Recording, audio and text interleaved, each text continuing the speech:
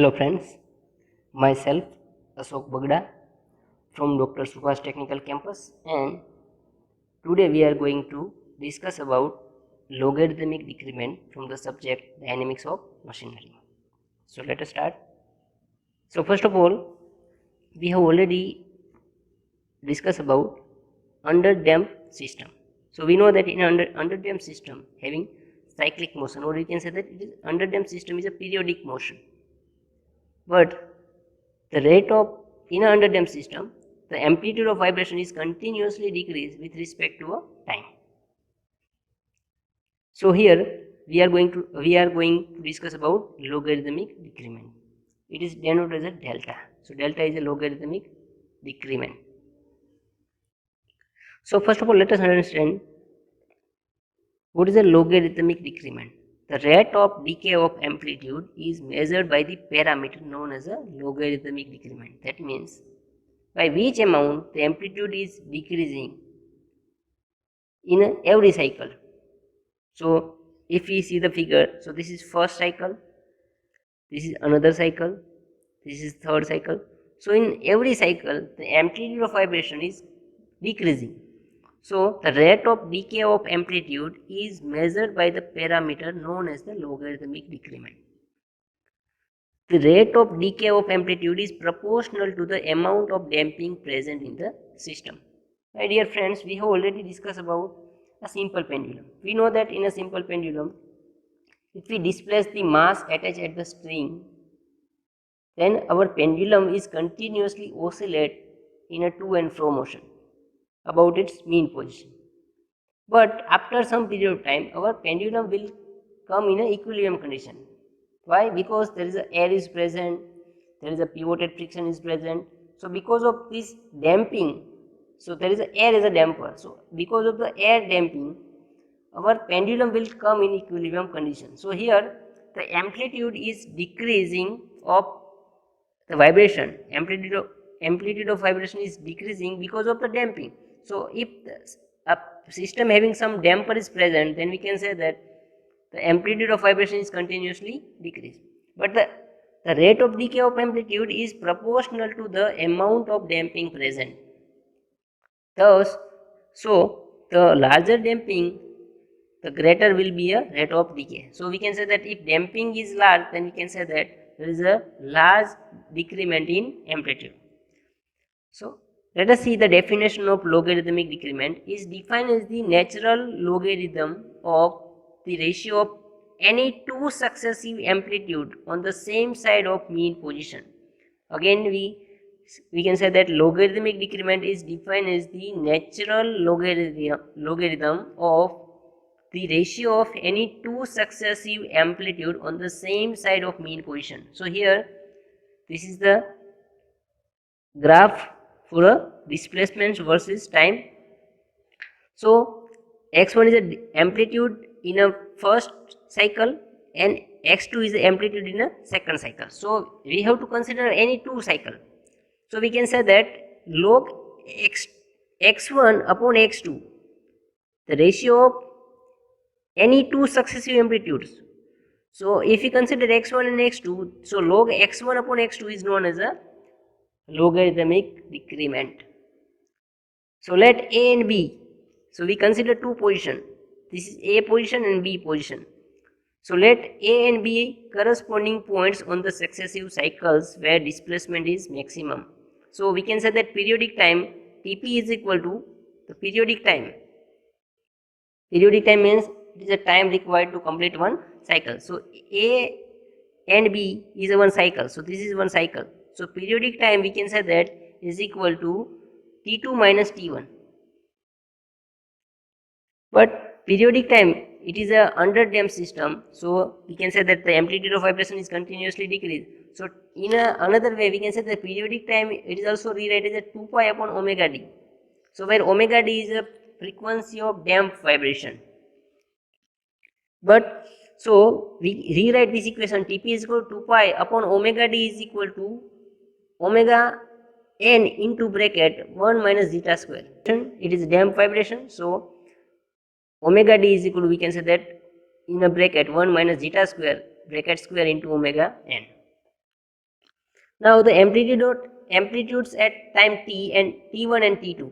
So amplitude at time t1 and t2 are, so x1 is equal to, we can say that x into here, x into e raised to minus zeta omega n t1 into sine in bracket omega d t1 plus phi bracket complete. So this is a theta. So theta is omega d t1 plus phi. Similarly, x2 is equal to x into e raised to zeta omega n t2 into sine omega d t2 plus phi. Now, if we put the value of t2, so t2 is equal to t1 plus tp. So here we get x into e raised to minus zeta omega n in bracket t1 plus tp into sine in a whole bracket omega d in a bracket t1 plus t2 bracket complete plus phi whole bracket complete. So if we simplify, then we get x into e raised to minus zeta omega n in bracket t1 plus tp bracket complete into sine bracket omega d t1 plus 2 pi plus phi bracket complete. So sine this one, the solution of this one is, if we simplify, so we get sine omega d t1 plus phi. So x2 we get x into e raised to minus zeta omega n t1 plus tp into sine omega d t1 plus phi. So if we take x1 upon x2, so if we put the value of x1 and x2, then we get e raised to minus zeta omega n in bracket t1 minus tp. So we get x1 upon x2 is equal to e raised to zeta omega n tp. Now according to the definition of logarithmic decrement, delta is equal to log in bracket x1 upon x2. If we put the value, so delta is equal to, we can say that log e raised to zeta omega n tp. So finally we get delta is equal to zeta omega n tp. Again we rewrite zeta omega n and tp is equal to 2 pi upon omega d. So delta is equal to zeta omega n into 2 pi upon in a root 1 minus zeta square into omega n. So we get delta is equal to 2 pi zeta under root 1 minus zeta square. So this is the equation of logarithmic decrement. Delta is equal to 2 pi zeta upon root 1 minus zeta square. The logarithmic decrement can be also determined as follow. We know that delta is equal to log x0 upon x1, because x0 is a initial displacement and x1 is a displacement in first cycle. Similarly, the delta is also equal to log x1 upon x2. Similarly, it is also equal to x2 upon x3. Similarly, we can rewrite is equal to log xn minus 1 upon xn, because delta is same for every period of cycle. So in a general way, we can, if we write in another way, so n delta is equal to log x0 upon x1 plus log x1 upon x2 plus log x2 upon x3 plus log xn minus 1 upon xn. So if we simplify this one by using rules of log, then we rewrite this equation in this way: log x0 upon x1 into x1 upon x2 into x2 upon x3 into dot dot dot and xn minus 1 into xn. So finally we get n delta is equal to log x0 upon xn. So delta is equal to, we can say that 1 upon n log x0 upon xn. So where x0 is the amplitude at starting position and xn is the amplitude at after n cycles. So this is another equation: delta is equal to 1 upon n into log x0 minus xn. Now let us see an example for the logarithmic decrement.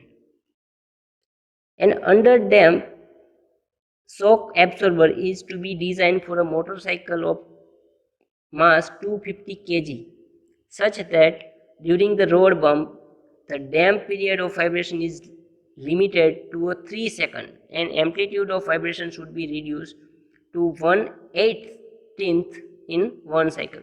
My dear friends, in our bike, we know that in a suspension system there is a damper is present, and because of this damper, the dampers are used to reduce the frequency of vibration, or we can say that reduce the amplitude of vibration.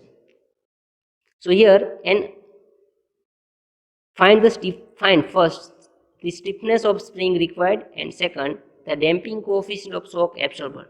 So in this case we have to determine stiffness of spring and damping coefficient of shock absorber, that means C.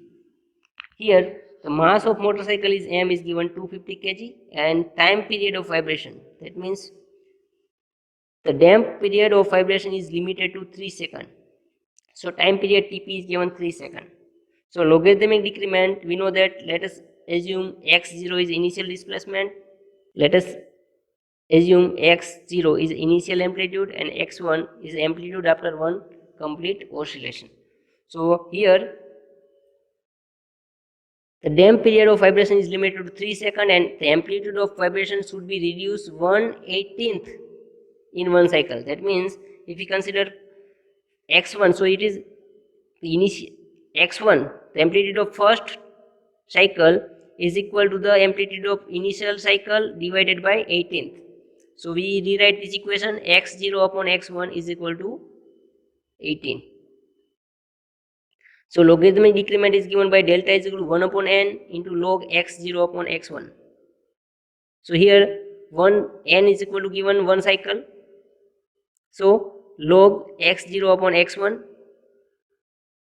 So we get delta is equal to log 18. So delta is equal to 2.89.